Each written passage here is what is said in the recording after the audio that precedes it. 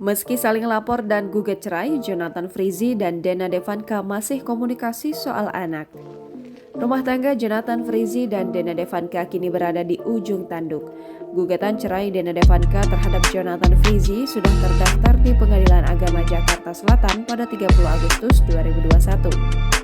Tak hanya berujung gugatan cerai, pasangan suami istri ini pun saling lapor ke polisi. Keduanya sama-sama saling melaporkan atas dugaan kekerasan dalam rumah tangga. Hal itu diketahui dalam video yang diunggah di kanal YouTube Cuwi-Cuwi pada Rabu 15 September 2021.